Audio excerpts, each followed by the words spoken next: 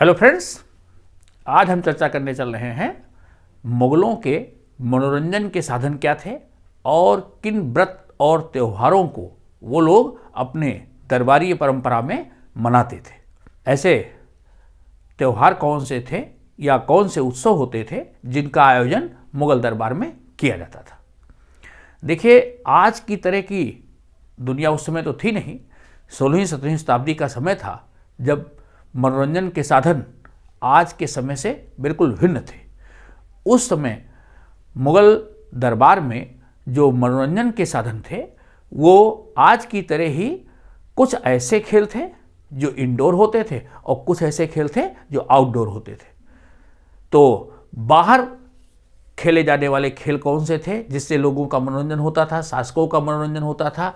तो मुगल शासकों द्वारा जो ऐसे खेल जो मनोरंजन के साधन में थे वो चौगान,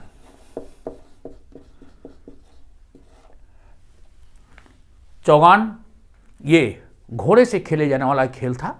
हॉकी की तरह ही घोड़े पर बैठ करके बड़ी बड़ी स्टिक से बॉल को ये लोग हिट करते थे और उसको एक दूसरे से छीनने की कोशिश करते थे।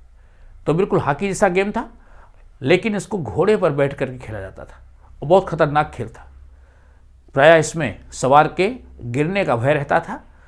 आपको मालूम हो, कुतुबुद्दीन ऐबक जो दिल्ली सल्तनत का शासक था, उसकी मृत्यु इसी खेल में हो गई थी। घोड़े से गिर गया, संतुलन नहीं बना पाया और उसकी मृत्यु हो गई। तो चौगान एक ऐसा खेल था जो शासकों का एक प्रिय खेल था।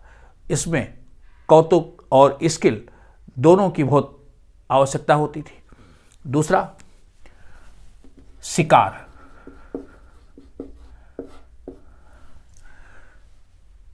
राजा प्रायः मनोरंजन के लिए शिकार यात्राओं पर जाता था और कई बार राजा के साथ उनकी हरम की जो बेगमें होती थी वो भी शिकार के लिए जाती थी और ये लोग जंगली जानवरों को शिकार करते थे। चारों ओर जो ऐसे सैनिक होते थे उनके द्वारा हांका लगाया जाता था और बादशाह ऊंचे मचान पर बैठते थे या हाथी पर होते थे और वो ऐसे जंगली जानवरों का शिकार करते थे। तो शिकार दूसरा मनोरंजन साधन था। तीसरा, जंगली जानवरों जैसे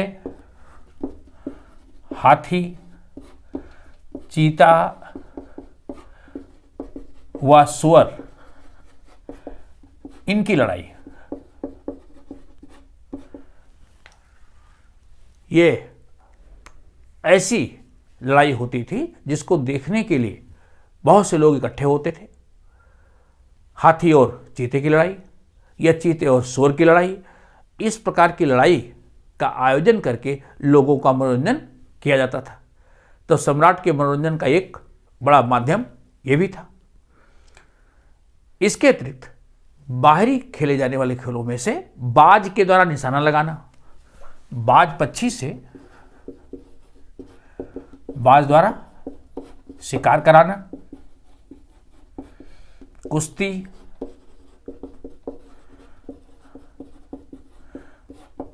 कुश्ती लड़ाना, पतंगबाजी,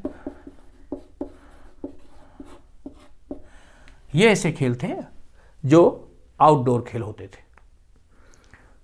अकबर का बड़ा पसंदीदा खेल था कुश्ती। प्रायः अकबर प्रतिदिन समान वजन के पहलवानों के बीच कुश्ती का आयोजन करता था, ऐसा अबुल फजल ने अपने अकबरनामा में लिखा है।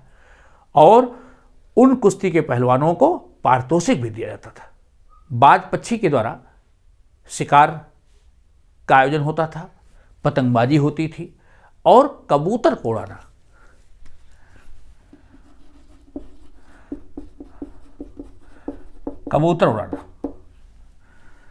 कबूतरों को दाना डाला जाता था, कबूतर उड़ाए जाते थे और सम्राट के पास बार बार वापस आते थे। अकबर का ये बहुत पसंदीदा मनोरंजन साधन था जो कि अकबर अपने जीवन पर्यंत वृद्धावस्था तक इस खेल का मनोरंजन के साधन के रूप में प्रयोग करता था। तो तो ये तो हो गए ऐसे खेल जो कि बाहर खेले जाते थे। ऐसे खेल जो इंडोर होते थे वो कौन से खेल थे? जो शासकों द्वारा खेले जाते थे। आंतरिक खेल जो महल के अंदर खेले जाते थे उनमें चौपड़, फांसा, पच्चीसी और ताश, ये गेम होते थे जो सम्राट अपने परिवार के लोगों के साथ, अपने मित्रों के साथ खेलते थे। एक खेल और था शतरंज।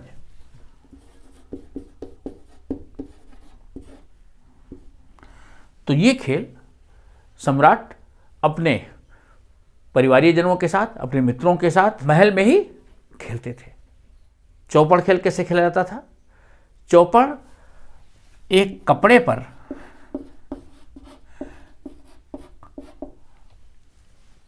कौड़ियों से खेला जाने वाला खेल था। चौपड़ कपड़े पर खेला जाने वाला खेल था और इसको कौड़ियों की सहायता से खेला जाता था। इस पर इस प्रकार से रेखाएं खींची जाती थी जिससे कि 4 वर्ग बनते थे और उनमें हर वर्ग में 24 छोटे वर्ग बनते थे। उन 24 छोटे वर्गों को अलग अलग रंग के कपड़ों से सिला जाता था, फिर उनके ऊपर कौड़ियों की बिसात बिछाई जाती थी और उन कौड़ियों से फिर खेल को खेला जाता था।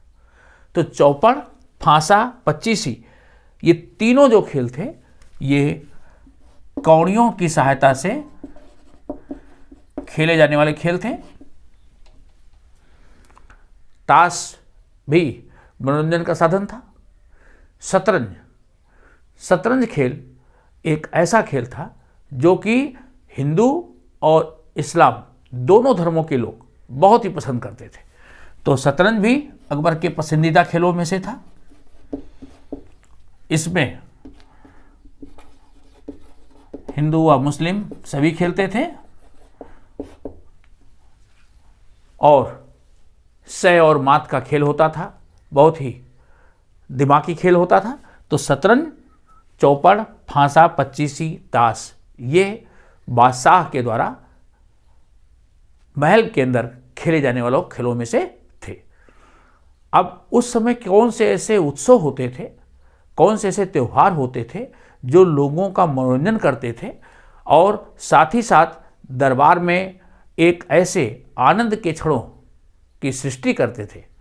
तो कौन से त्यौहार थे, इसको देख लीजिए।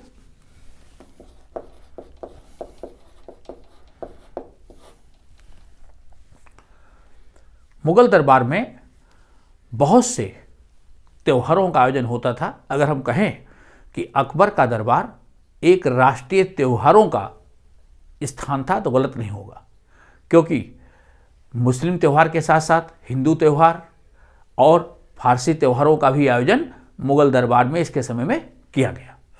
तो विभिन्न प्रकार के त्यौहार, जैसे ईद मुस्लिम त्योहारों में से, रमजान के महीने में ईद का आयोजन, शब-ए बारात का आयोजन, राजा के सिंहासनारोहण की जो वर्षगांठ होती थी, जब राज तिलक होता था बादशाह का, तो राज तिलक की जो वर्षगांठ होती थी, सिंहासनारोहण की वर्षगांठ को विशेष रूप से आयोजित किया जाता था। बादशाह का जन्मदिन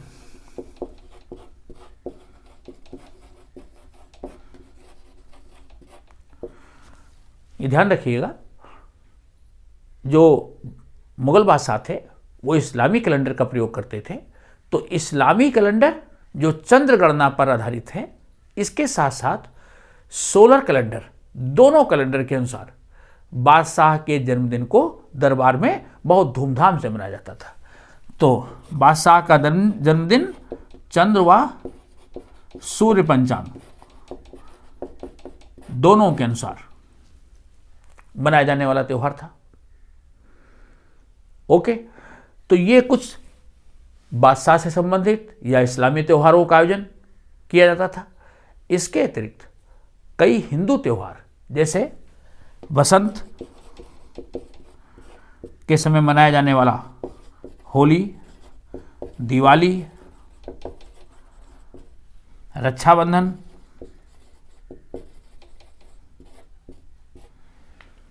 ये त्यौहार जो कि हिंदू त्यौहार थे, इनका भी आयोजन दरबार में किया जाता था। एक ऐसा त्यौहार जो 9 दिन तक चलता था, फारसी त्यौहार नौरोज।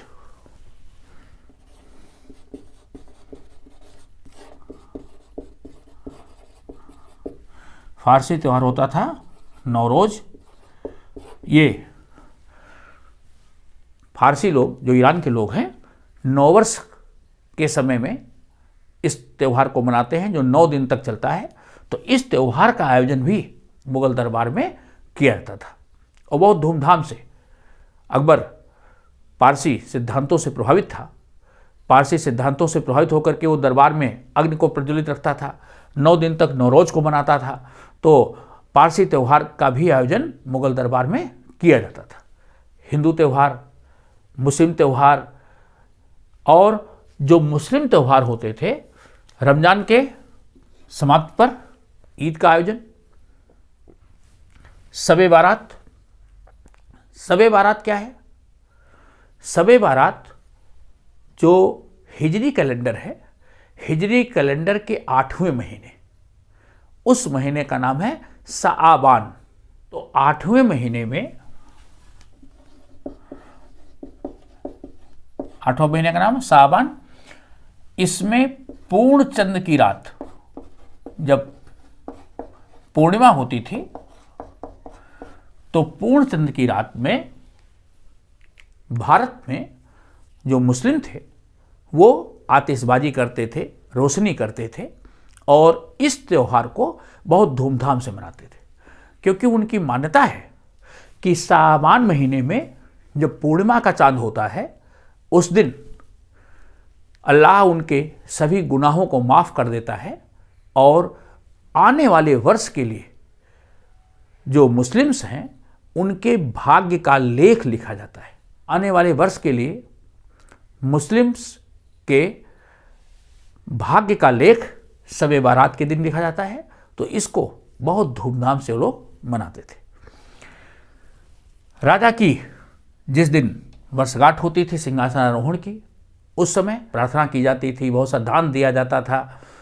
जो फकीर आदि होते थे उनमें बहुत सा धन, बहुत सी खाने पीने की वस्तुएं वो बांटी जाती थी। बादशाह का जन्मदिन जो चंद्र और सूर्य पंचांग के अनुसार मनाया जाता था, उस दिन प्रायः बादशाह तुलादान करते थे। अकबर ने इस व्यवस्था को चालू किया था, तुलादान।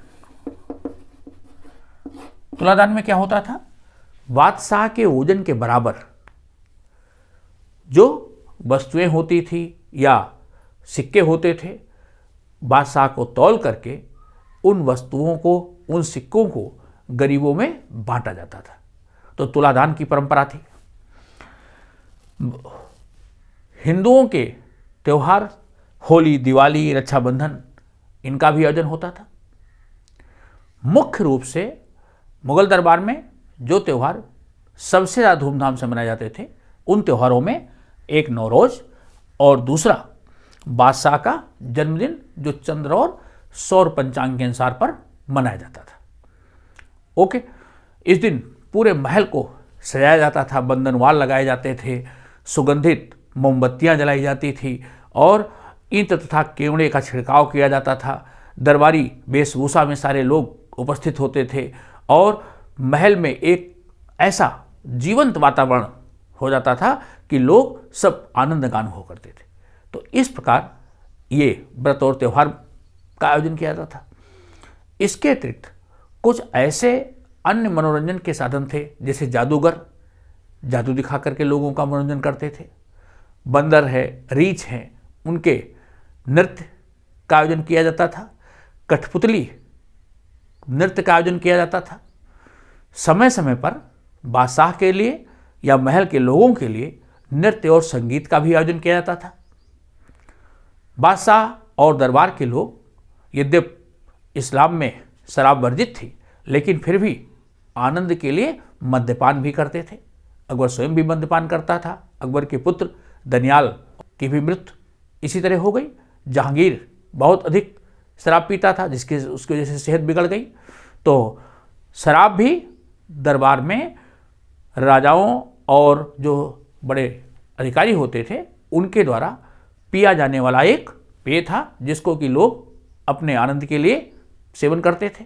राजपूत सरदार प्रायः अफीम और शराब दोनों का सेवन करते थे। तो ये लोगों के मनोरंजन का एक जरिया था। इस प्रकार के मद्यपान और व्यसन, साथ साथ ऐसे त्यौहार और ऐसे उत्सवों का आयोजन करके आनंद के क्षणों की सृष्टि दरबार में की जाती थी। इन उत्सवों और त्योहारों के अतिरिक्त जो मुस्लिम थे या हिंदू थे, वो लोग तीर्थ यात्रा पर भी जाते थे और तीर्थ यात्रा के माध्यम से भी वो आनंद प्राप्त करते थे। ऐसे मेले या विशेष अवसरों पर तीर्थ यात्राओं का आयोजन होता था। जैसे इस्लाम धर्म के लोग हज की यात्रा पर जाते थे। अकबर के समय में ऐसे हज यात्रियों को मार्ग व्यय के रूप में राजकोष से पैसा दिया जाता था। अकबर ने हिंदुओं की तीर्थ यात्रा पर लगने वाले कर को भी समाप्त किया था। 1563 CE में अकबर ने तीर्थ यात्रा कर खत्म कर दिया। तो हिंदू तीर्थयात्री तीर्थ यात्रा पर जाकर के आनंद का अनुभव कर सकें, इस्लाम धर्म के लोग भी हज की यात्रा करके खुशनसीब हो सकें, इसके लिए भी दरबार की तरफ से व्यवस्था की गई थी। मित्रों, आपको वीडियो कैसा लगा? आप अपनी प्रतिक्रिया भी देंगे, चैनल को लाइक तथा सब्सक्राइब भी करते रहें। थैंक्स।